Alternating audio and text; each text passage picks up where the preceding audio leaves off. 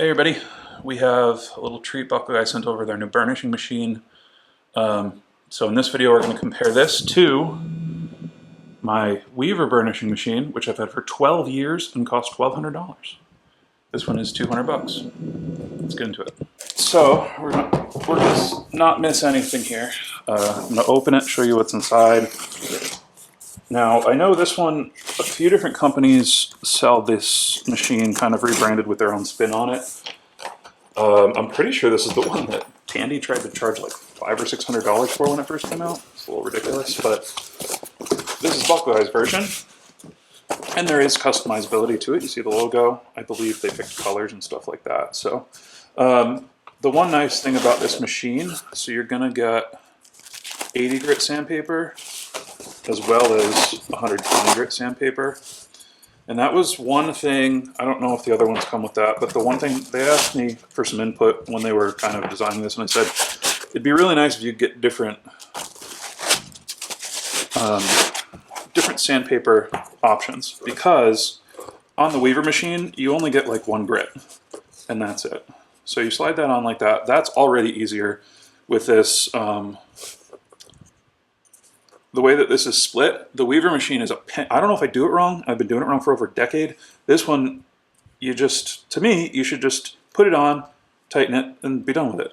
But the Weaver one, I can never get it. You'll see it's like hanging off the side. I've never figured out how to put the sanding drum fully on it.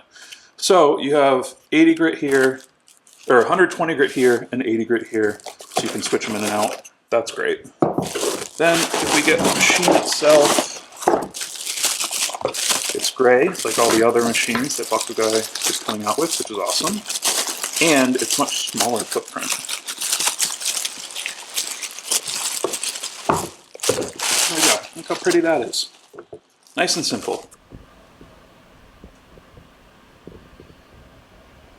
So the first thing I want to do is change this out. This is for your sharpening your tools, which is a nice little extra attachment. Weaver doesn't come with that one. And what you do is, so one of these you're going to put, I'm assuming, rouge on. The other you're going to coat with wax and then cover it in aluminum oxide. And that'll give you your two grits, so you'll sharpen with one, like edgers, bevelers, that kind of thing, and then you'll polish with the other one with the rouge. Comes with two wrenches, which I like, and this is easy to just unthread, and this is just going to move loosely. So then we can just throw this one on.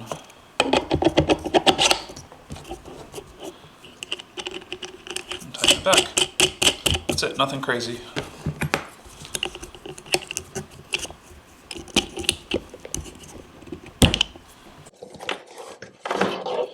So we get a quick size comparison. We got that little guy, and then the big behemoth here. This is chain driven, so it has a chain underneath. I have not serviced this. I've never serviced it in 12 years. So you're seeing kind of how it lives in the shop. There's no dust collection on any of these machines. I wish someone would come up with dust collection. You can kind of rig shop vacs and all that kind of stuff, but I tried once, and I don't particularly. I'm just too lazy. So I just kind of hang out with, do my thing, and then vacuum it up after.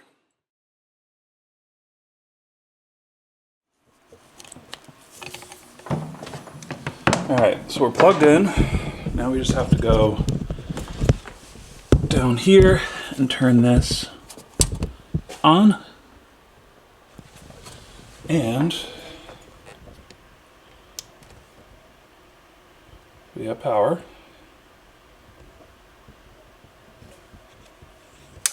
There we go. We're running. What I've done here is, I don't know if you can see it, but I glued two pieces of leather together. This is uneven. I'm going to angle this like this.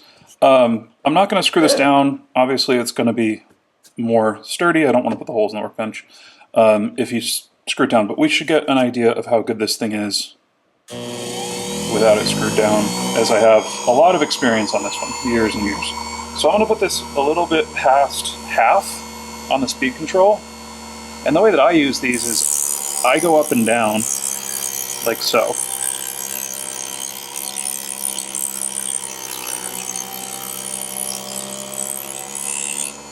Yeah, and this is working well.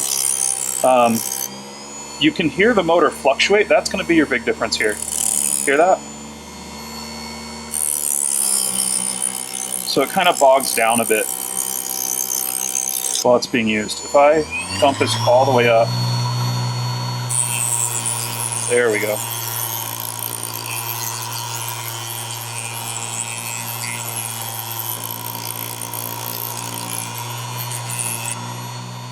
Okay. So now you can see nice and even.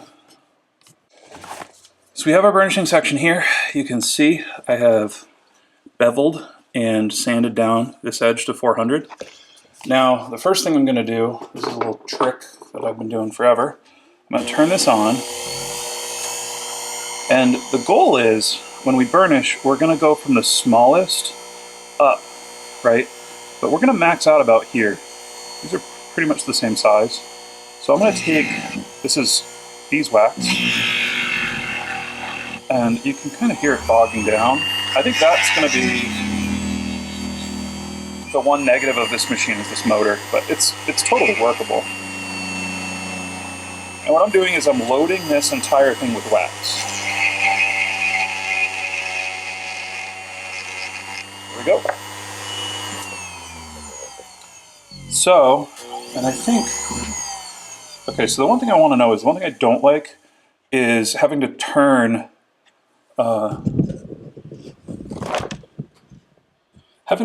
this on and off. So let's see if we keep it in the middle. Okay, that's a good safety feature. You have to turn it off and then turn it on. Okay, so you can see now the wax, this is all built up on here. Now, it's kind of you can use Tokonol on this, but you get a much better result if you use water or gum trag and then do a wax finish on top of that. That's where these machines really shine, only because it really doesn't take, like when I do a Tokonol finish, I do it by hand. I use my machine to even the edges and apply wax after the Tokonol. So you can see I've dampened my edge here. And you're not going to want to turn this on too fast because you will actually burn, you can singe the leather. I have to hold this.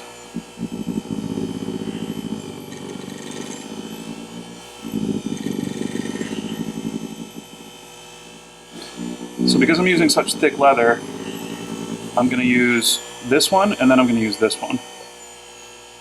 And you don't really need to put a lot of pressure on this. So honestly, I like this one the most because it's just got a nice, it's fully curved. So you can kind of just use that one. I mean, you can use the other ones too if you want, but I like having one that's kind of just fully scooped out. And then once we're done with that, we're going to take our waxed, we're going to take our leather and put it in the wax piece, and that's going to spread wax all over the edge. Then I'm going to go right back to this one and polish her up. And then I usually work backwards on that one, down to the smallest of the hole. There we go. And remember, this is not attached, so it won't move around if you put some screws in it. You can see here we have a nice shiny burnished edge. That's no Tokonol, just water and then beeswax. All right, very important to note, this is very worn out sandpaper, and I'm not going to change it just because I like it worn out. So this has one speed, and when you turn it on, that's it. So you can see the leather here. We have a lip that I've intentionally glued in. And we're just going to work this down.